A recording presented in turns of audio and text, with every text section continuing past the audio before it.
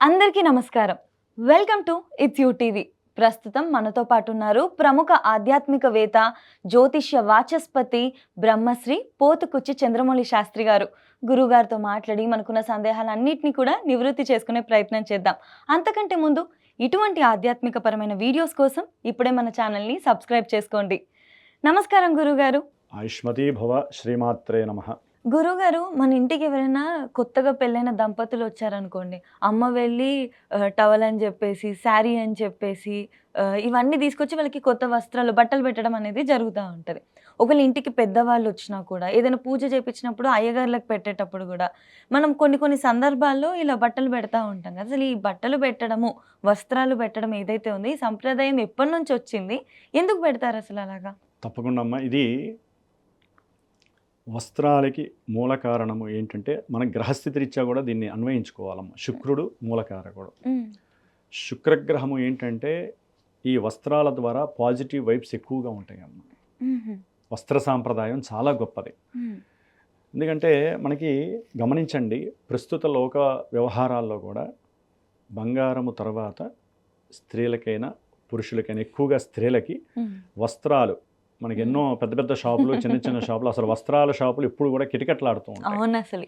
Correct ఎందుకని? గురుగారు. మరి ఉన్న వాటిలతో పొదుపుగా 4 వస్త్రాలే పెట్టుకొని వాడుకోవచ్చుగా. హ్మ్. దానికి ఎంత సర్ఫ్ అవనేయండి, పని మనుషులు వాళ్ళ అవసరమైతే 4,000 ఎక్కువ ఇచ్చైనా సరే పని మనుషులతో హ్మ్. వీళ్ళు బట్టలు వేస్తూనే చేపిస్తారు. ఉంటారు. అవును. వాటిల్ని క్లీన్ చేయించుకొని మళ్ళీ ఐరన్ చేయించుకొని వేస్తూ ఉంటారు. అంటే మనిషి యొక్క సౌందర్యము, హ్మ్. మనిషి యొక్క మానసిక స్థితి, మనిషి యొక్క ఆరోగ్య దేహ ప్రవర్తన కానివ్వండి, ఆరోగ్య విషయంలో కానివ్వండి, అవతల వాళ్ళని ఎవరినైనా సరే అట్రాక్ట్ చేసేటటువంటి స్థితి కానివ్వండి, హ్మ్.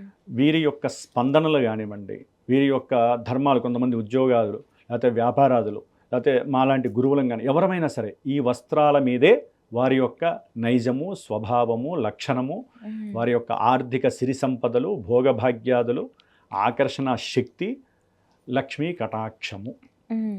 అన్నిటి వలన వచ్చేదే లక్ష్మీ కటాక్షము. హ్మ్. ఇప్పుడు మంచి నాలెడ్జ్ ఉందమ్మా, హ్మ్. మంచి నాలెడ్జ్ ఉంది.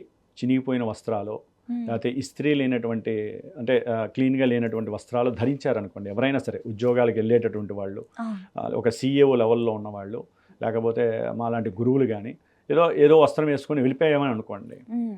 గౌరవం దొరుకుతుందా? అంటే గౌరవానికి కూడా వస్త్రమే కదా సంపద అవును లాంటిది. గురువుగారు. అవతల వాడికి మన మీద ఒక అభిప్రాయం, ఒక మంచి పాజిటివ్ అభిప్రాయం కలగాలంటే హ్మ్. వస్త్రమే ముఖ్యము. అవును. మరి దేవతలు, దేవాలయాల్లో దేవతలకి వస్త్రాలు సమర్పిస్తామా లేదా? హ్మ్. ఈశ్వరుడికి శివలింగాకారమైన ఆయనకి అసలు వస్త్రాలతో పనే లేదు. ఆయన హ్మ్. దిగంబరుడు కదా. హ్మ్. అయినా కూడా ఆయనకి ఎందుకు ఇస్తారు? చక్కగా అమ్మవారికి కింద ఉన్నటువంటి పానవట్టానికి వస్త్రం కడతారు, పైనుంచి చక్కగా అంటే కింద వస్త్రం చీర కడతారు, లేదా పంచె కడతారు, పైనుంచి కూడా వస్త్రం వేస్తారు. హ్మ్. దివ్య స్వరూపంగా ఆయన దేదీప్యమానంగా వెలిగిపోతూ ఉంటాడా? హ్మ్. ఇక అమ్మవారికి అయితే కనుక, అంటే నేను దేవాలయంలో చేశాను కాబట్టి చెబుతున్నానమ్మా, హ్మ్. అమ్మవారి గుళ్ళో ఒక్కొక్క రోజు నేను 22 చీరలు కట్టిన రోజులు ఉన్నాయి. చీరలతో 22 అలంకారం. ఆ! ఓన్లీ అమ్మవారికి దసరాల్లో ఆహా! చీరలు అద్భుతమైనటువంటి విశిష్టతగా ఉంటుంది అమ్మవారు. అసలు ఆ కళే వేరు మారిపోతుంది. అవునవును. అట్లాగే ముఖ్యంగా స్త్రీలు ఒక హ్మ్. ఫంక్షన్ వచ్చింది అంటే ఫంక్షన్లో వాళ్ళు 1/2 డజన్ చీరలు మారుస్తారు. దానికే వాళ్ళకి లగేజులు.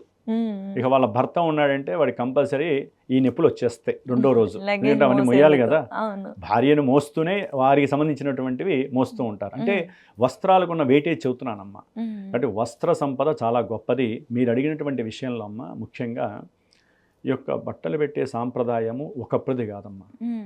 అనాదిగా ఎన్నో యుగాల నుంచి నడుస్తున్నటువంటిది. హ్మ్. ఆది మానవుడి నుంచి మనిషి తన యొక్క మేధస్సును పెంచుకుంటూ ప్రపంచంలో స్త్రీ ధర్మం ఏంటి, పురుష ధర్మం ఏంటి, హ్మ్. ఎవరు ఏ విధంగా ఉంటే ఆకర్షణీయంగా ఉంటారు, మనం లోకంలో ఈ సృష్టి పెరిగిన కొద్దీ కూడా ఈ వస్త్ర సాంప్రదాయం ఎక్కువైపోయింది. హ్మ్. హ్మ్. ఇప్పుడు మన ఇంటికి మీరు అన్నట్టుగా మన ఇంటికి ఇప్పుడు తల్లిదండ్రులు వచ్చారమ్మా. హ్మ్. ఒక భార్యాభర్త ఉంటారు, వాళ్ళకి తల్లిదండ్రులు, లేకపోతే అత్తమామ గారు, హ్మ్. లేకపోతే మేనత్తో మేనమామో ఎవరో ఒకళ్ళు వచ్చారు. హ్మ్. మరి వచ్చినప్పుడు వాళ్ళ పెద్దవాళ్ళు ఊరినే రోజు రారుగా, అవునవును. రోజు రారు, ఎప్పుడో వచ్చారు. వచ్చినప్పుడు ఏదో మంచి చెడు మాట్లాడుకుంటారు, వారికి పలహారాలు పెడతారు, ఏదో కాఫీ టీలు ఇస్తారు, మాట్లాడుకుంటారు. మరి వచ్చిన వాళ్ళు అట్లా వెళ్ళిపోతారా? హ్మ్. ఎప్పుడూ కూడమ్మా మన ఇంటికి ఎవరైనా వచ్చారు అంటే దంపత్ సమేతంగా వాళ్ళు పార్వతీ పరమేశ్వరుడు కావచ్చు, లక్ష్మీనారాయణ స్వరూపాలు కావచ్చు, హ్మ్. దేవతా స్వరూపాలే వాళ్ళ ఇంటికి వచ్చి లక్ష్మీదేవిని వదిలేసి వెళ్ళిపోతూ ఉంటారు. ఆ విషయం చాలామందికి తెలియదు. అందుకనే ఎవరైనా మన ఇంటికి వచ్చినప్పుడు వాళ్ళు వెళ్ళిపోయిన తర్వాత వాళ్ళ గురించి నెగిటివ్గా ఎవరూ మాట్లాడుకోవద్దు. వాళ్ళు ఉన్నప్పుడు పల్లికిలించి మాట్లాడతారు, సంతోషంగా ఉంటారు. వాళ్ళు వెళ్ళిపోయిన తర్వాత వాళ్ళ గురించే మాట్లాడతారు. మీకు పుణ్యం ఎక్కడొస్తుంది? కరెక్ట్. అందుకనే వచ్చిన వాళ్ళకి పవిత్రమైన భావంతో మాట్లాడండి. వాళ్ళు మీకేం చెడు చేయరు, మీరు వాళ్ళకేం చెడు చేయట్లా.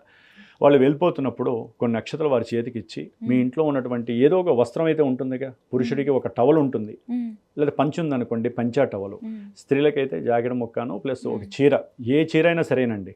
వాళ్ళకి వేలల్లో చీర పెట్టాలి, వేలల్లో పంచి పెట్టాలని అక్కర్లా. వచ్చిన వాళ్ళకి అవి పెట్టండి. ఏది లేదు ఒక టవల్ లాంటిదో, పురుషుడికి ఒక కర్చీఫ్ అయినా సరే, వారికి కర్చీఫ్ చక్కగా మెళ్ళో వేసి, పెద్దవాళ్ళు కాబట్టి స్త్రీకి బొట్టు పెట్టేసేసి గంధం పెట్టి ఆ జాకెట్ ముక్కేసి ఆశీర్వచనం తీసుకున్నారనుకోండి, వచ్చిన వాళ్ళు ఎవరు? దేవతా స్వరూపాలు, ఆశీర్వదిస్తారుగా. ఎవరు కూడా నెగిటివ్గా కోరుకోరుగా, ఆనందపడతారు. అదే కొంతమంది కోటీశ్వరులు ఉంటారు, ఇక వాళ్ళు సాధ్యమైనంత వరకు వాళ్ళ నుంచి ఆశించడం కూడా తక్కువేనమ్మా. వాళ్ళ నుంచి ఆశించడం చాలా తక్కువ. సామాన్యమైనటువంటి వాళ్ళు మాత్రమే ఇలాంటివి ఎక్కువగా వ్యవహారికంగా చేస్తారు. కాబట్టి ముఖ్యంగా ఈ విషయంలో మీరు అన్న దాంట్లో ఒక గృహప్రవేశం, వివాహాలు, లేకపోతే ఇంట్లో వ్రతాలు ఇవి జరిగినప్పుడు కూడా విస్తారంగా వస్త్ర మార్పులు ఎక్కువ జరుగుతాయి తెలుసు. గృహప్రవేశం ముహూర్తం అయిపోగానే కూర్చుంటారు చక్కగా. వడిబియ్యాలు ప్రాంతీయతత్వంలో తెలంగాణ ప్రాంతంలో వడిబియ్యం చాలా విశిష్టంగా వస్తారు. వడిబియ్యం అంటే దేవతలకి చాలా ఇష్టం. దానివల్ల ఏంటంటే వృద్ధి చెందుతుంది వాళ్ళ యొక్క జీవితాలు. కాబట్టి కొంతమంది గృహప్రవేశాలు చేసుకున్న వాళ్ళ ఇంట్లో 5వ సంవత్సరం కూడా వడిబియ్యాలు పోస్తారు.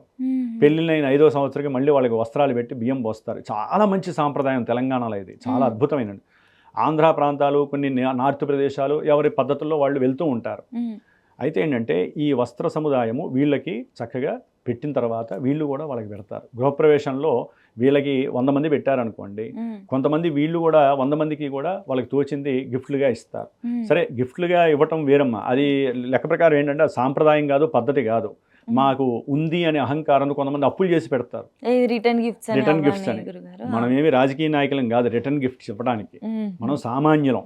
కాబట్టి రిటర్న్ గిఫ్ట్స్ వచ్చిన వాళ్ళకి చెంబులు తపాలాలు ఇవ్వాల్సిన అవసరం లేదమ్మా. ఇనుము ఎందుకమ్మా వాళ్ళకి ఇవ్వటం? కొంతమంది గాజు సీసాలు ఇస్తారు, రకరకాలు ఇస్తారు. నేను అనేది ఏంటంటే ఇవ్వటం తప్పు కాదు, పెట్టేదేదో దాని డబ్బులు వస్త్రానికి పెట్టండి. ఇప్పుడు వాళ్ళకి ఏం బెటరు, రిటర్న్ గిఫ్ట్ ఇవ్వడం ఎందుకు? అదేదో మంచి జాకెట్ మొక్క ఉంటుంది కదా, 110 రూపాయలు 150 రూపాయల జాకెట్ మొక్క డిఫరెంట్గా ఉంటాయి. వాళ్ళు మీ పేరు చెప్పుకొని కుట్టించుకుంటారుగా స్త్రీమూర్తులు. ఇక పురుషులకి చక్కగా వాళ్ళకి మంచి లుంగి పంచో ఏదో ఒకటి పెట్టండి, ఉత్తరయము, ఆనందంగా ఉంటుంది. ఇవన్నీ ఎందుకంటే లేనిపోని సాంప్రదాయాలు. వస్త్ర సాంప్రదాయం మీరు అన్నట్టు ఎప్పటి నుంచో ఉందమ్మా. ఈ గిన్నెలో తపాలాలు ఇవ్వడం మాత్రం ఇప్పుడు కొత్త కాలమానంలో ఎవరో ఉన్నవాళ్ళు ఇస్తున్నారు కదా, వెండి బంగారు గిన్నెలు ఇచ్చిన వాళ్ళు కూడా ఉన్నారమ్మా. అంటే వాళ్ళకి ఏంటంటే వాళ్ళ యొక్క ధనాన్ని చూపించుకుంటారు. అట్లాగే ఏవో ఉంటాయి కదా, ఇన్కమ్ ట్యాక్స్ నుంచి తప్పించుకోవడానికి, బ్లాక్ మనీ అనేటువంటి తప్పించుకోవడానికి వాళ్ళు చక్కగా దాన ధర్మాలుగా చేసేస్తారు వాళ్ళకు ఉన్నది. దాన్ని మనం తప్పు పట్టకూడదు. అలాంటివి ఇస్తే తీసుకోండి, వెండి బంగారం ఇస్తే తీసుకోవాలి. కానీ ఇనప గిన్నెలు వస్తే శనిచ్చినట్టే కదమ్మా. అవును, స్టీల్ అంటే ఇనుము తర్వాత వచ్చేదే కదమ్మా.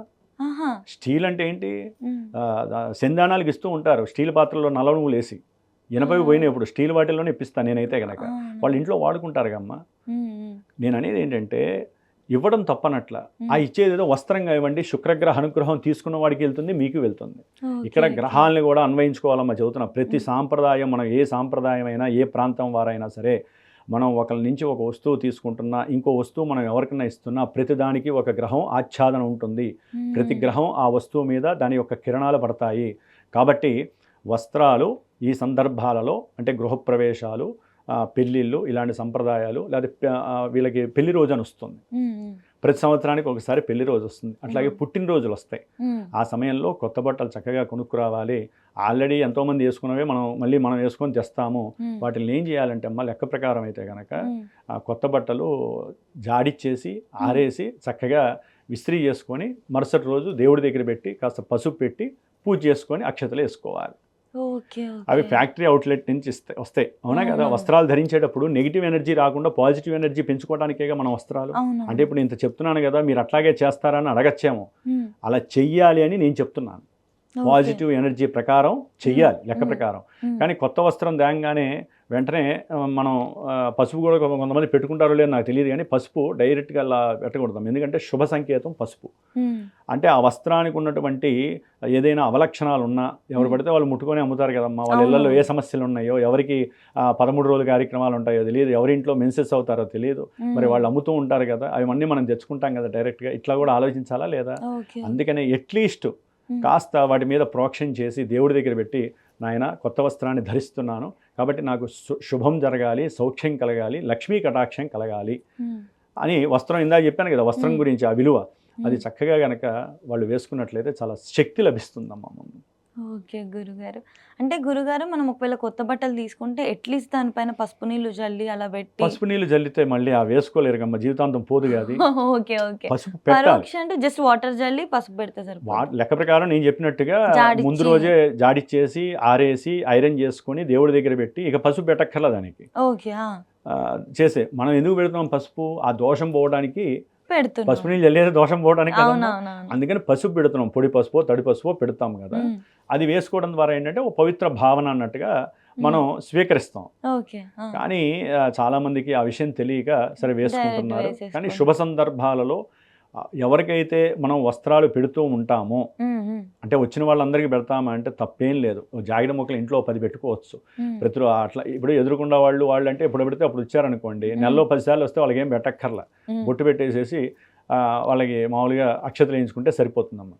పెద్దవాళ్ళు ఎవరైతే వచ్చారో, మీరు దంపతులు అన్నారు, భార్యాభర్తలు అనేటటువంటి వాళ్ళు ఎవరు వచ్చినా సరే వీలున్నంత వరకు వారికి ఏదో ఒక వస్త్రాన్ని సమర్పించడం ద్వారా వీరింటికి లక్ష్మీదేవి, శుక్రుడు, వీళ్ళందరూ కూడా లక్ష్మీ స్వరూపాలే కదా. గ్రహం అంటే శుక్రుడు, లక్ష్మీదేవి చక్కగా ఏదో రూపకంగా వీరిని వరిస్తుంది అనేటటువంటిది శాస్త్ర ధర్మం అమ్మ.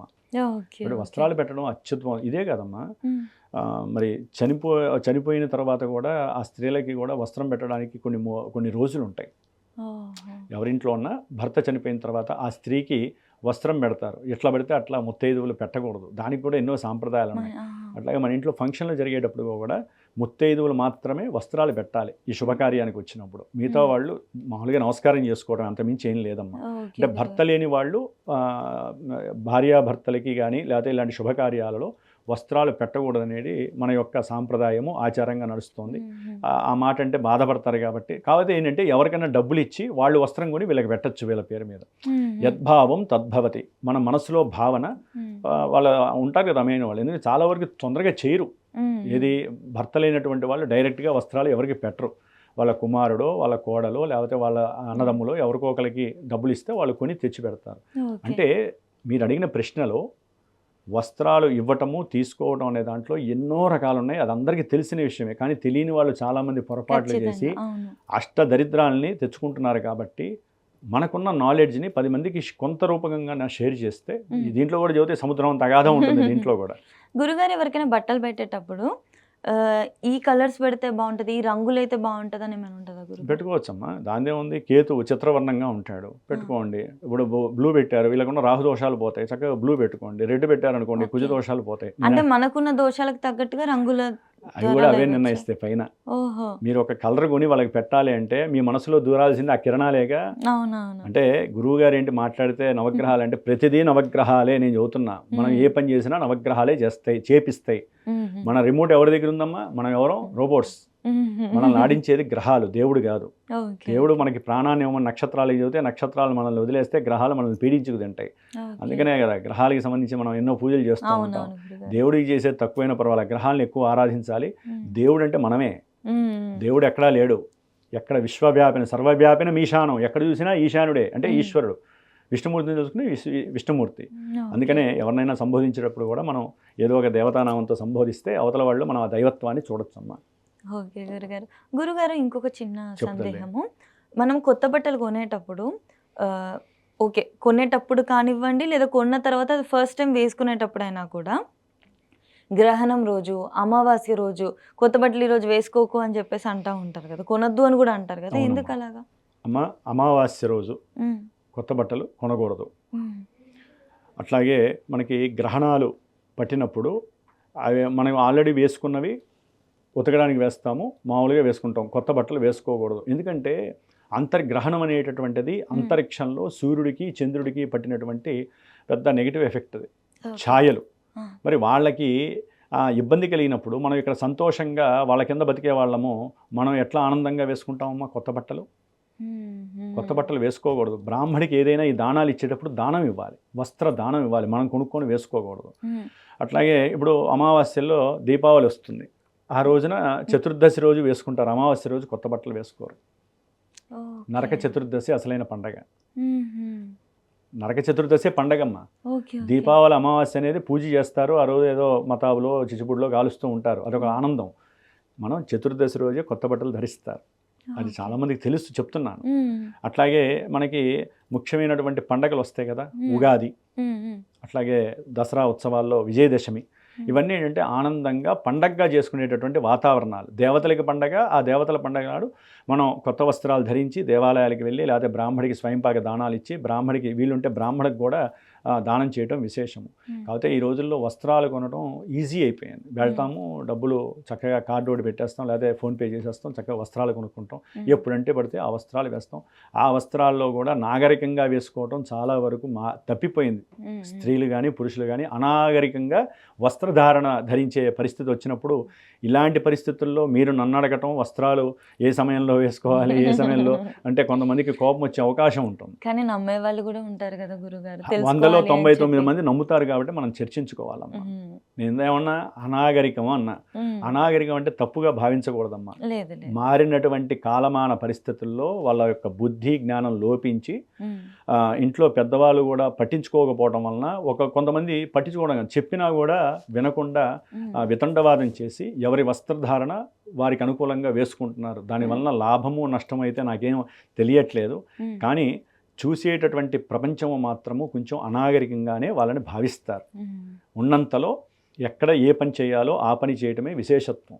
వ్యాపార లాభాల కోసం ఈ వస్త్రాల యొక్క సముదాయాన్ని మనం ఈ యొక్క మన కర్మభూమిలో మన యొక్క భరతఖండంలో వస్త్ర సముదాయాన్ని మనం ఎంత పవిత్రంగా భావిస్తామో వస్త్రధారణని, కొన్ని వ్యాపార సంస్థలు వేరే అనాగరికమైనటువంటి దేశాల నుంచి దాన్ని ఇంపోర్టో ఎక్స్పోర్టో అంటారు కదా, దిగుమతి చేసుకొని దాన్ని మన వాళ్ళ మీద రుద్ది మన నాగరికత ఉన్నటువంటి ఈ చర్యలన్నీ కూడా పక్కకి నెట్టివేసి మన స్త్రీ పురుషుల్లో ఆ భావాన్ని అంటే మన యొక్క సత్సాంప్రదాయాలు ఆచారాలని సాంప్రదాయాలని పక్కకి నెట్టేసి ఇవే వస్త్రాలేమో ఇవి వేసుకుంటే ఆనందంగా ఉంటుంది అనుకుంటున్నారు. కానీ స్త్రీ వేసుకునే కొన్ని వస్త్రధారణల వలన సంతాన లోపత్వం కలుగుతుంది, అనారోగ్య లోపత్వాలు కలుగుతాయి, బుద్ధి వికసించదు, బుద్ధి వక్రిస్తుంది, రకరకాల కోరికలు ఆలోచనలు కలిగి వారి యొక్క జీవన గమనంలో ఎన్నో ఇబ్బందులను ఎదుర్కొన్న వాళ్ళు చాలామంది ఉన్నారు, ఉంటూనే ఉంటారు, ఏది వస్త్రాలు సరిగ్గా వేసుకోకపోతే. ఎందుకంటే ప్రపంచం దృష్టి కూడా వీరి మీదే ఉంటుంది కాబట్టి వస్త్రం ధరించటం అనేటటువంటిది మహాయోగం. అవునా కదా? పుట్టిన కొన్ని గంటలకే వస్త్రం కట్టేస్తారు. అవునా? చిన్న బేబీ పుడుతుందమ్మా, ఇమీడియట్గా చేసేస్తారు. ఎందుకని? కాలంలో భూత ప్రేత పిశాచాలు కామిని యక్షిని మోహిని ఎన్నో దోషాలు కలిగినటువంటి భూతాలు తిరుగుతూ ఉంటాయి. భూతాలు సినిమాలో చూసే విరబోసుకునే భూతాలు కాదు, పంచభూతాలలోనే గాలి ధూళి ఇవి సోకకుండా చిన్న పిల్లల్ని రక్షించుకుంటున్నప్పుడు ఒక వయసుకు వచ్చినటువంటి స్త్రీని కానీ పురుషుణ్ణి కానీ తల్లిదండ్రులు ఎంత కాపాడుకోవాలమ్మా? వాళ్ళు చేసేటటువంటి వస్త్రధారణ పైన ఎంత జాగ్రత్తలు చెప్పాలి తల్లిదండ్రులు. వస్త్రధారణ సరిగ్గా లేకపోతే ఇందా చెప్పానమ్మా, గర్భదోషాలు, అనారోగ్య దోషాలు, మానసిక దోషాలు, బుద్ధి వైషమ్యకరమైనటువంటి విషయాలు, మనం వేసే డ్రెస్సు వలన ధారణ వలన అవతల వ్యక్తులు మనకేం కాకపోవచ్చు, అవతల వ్యక్తుల యొక్క ఆలోచనలు మారి ఆ ఆలోచనలు అనాగరికంగా మారి వాళ్ళలో రాక్షసత్వం ఈ భూతాలన్నీ వాళ్ళలో ఆవహించి అది కాస్త వీళ్ళు వేసేటటువంటి వస్త్రధారణ వలన వీళ్ళకి నెగిటివ్గా వచ్చేసేసి కొంతమందికి ప్రాణాలకు ఆపద, కొంతమందికి ఎన్నో రకాలైనటువంటి సమస్యలు వస్తాయి. అవి నేను చెప్పక్కర్లా, అందరికీ తెలుసు.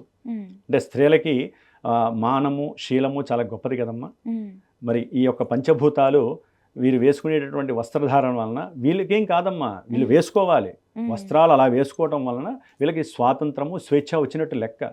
కానీ అవతల పురుషుడు అనేటటువంటి వాళ్ళు ఈ భూతాలు ప్రేతాలు ప్రవేశించి వాళ్ళల్లో ఉన్నటువంటి నాగరికత అనేటటువంటిది పక్కకి తీసుకెళ్ళిపోతాయి. వాళ్ళ యొక్క బుద్ధి ఏమవుతుంది? పురుషుడి యొక్క బుద్ధి వైషమ్యకరంగా మారిపోతుంది, వాళ్ళలో రాక్షసత్వాలు వచ్చేస్తాయి. దేనివలన వస్తే? నేత్రాల వలన. నేత్రాలకి కారకుడు శుక్రుడు, శుక్రుడు కాస్త ఏమవుతాడంటే రాహు ఆవహించేసి వాళ్ళలో దుర్మార్గత్వం వస్తుంది. స్త్రీ కూడా శుక్రజాతికి సంబంధించినటువంటి ఆవిడ కాబట్టి వస్త్రధారణ విషయంలో చాలా జాగ్రత్తలు తీసుకోవాలి. పెట్టడాలు ఇవ్వటాలు అవి మన ప్రాంతీయ ఆచారం, నేను కాదనట్లేదమ్మా. ఈ సందర్భంలో నలుగురికి నాలుగు తెలిస్తే, నలుగురికన్నా మంచి తెలిస్తే వస్త్రధారణ వల్లనే మనకి ఇన్ని సమస్యలు వస్తున్నాయా అనేటటువంటి కొంతమంది మార్చుకుంటారనే భావంతో చెప్తున్నానే కానీ వస్త్రధారణ ఎవరిష్టం వచ్చినట్టు వాళ్ళు చేసుకోవచ్చు. కానీ దాని యొక్క పర్యవసనాలు అనుభవించేటప్పుడు మనకి నరకం కనిపిస్తుంది. కాబట్టి జాగ్రత్తగా ఉండాలి. మన యొక్క కర్మభూమి, మన యొక్క భరతఖండంలో వస్త్రధారణ విశేషత్వం చాలా గొప్పది. ఫలానా వాళ్ళు ఇట్లా ఎన్ని స్టేట్స్ ఉన్నాయమ్మా మనకి? 29 రాష్ట్రాలు. ఎంతమంది ఉన్నారమ్మా? ఎంతమంది ప్రాంతీయ ఆచారాలు, ఒక్కళ్ళ వస్త్రధారణ ఎంత గొప్పగా ఉండదు మన. కానీ మిగతా దేశాల్లో ఒకటే పద్ధతి, మన దగ్గర వస్త్రధారణలో ఎన్నో పద్ధతులు. కాబట్టి అలాంటి భరతఖండంలో మనం జన్మించినందుకు మనం చేసేటటువంటి వస్త్రధారణ ఇలా ఇప్పుడు మేము ఉన్నామమ్మా, తెల్లారు లేస్తే కాషాయ కోసి చక్కగా ఇలా వస్త్రాలు మేము చేసుకుంటాం. కొంతమంది అఫీషియల్స్ ఒకలా ఉంటారు, కొంతమంది స్త్రీలు ఒకలా.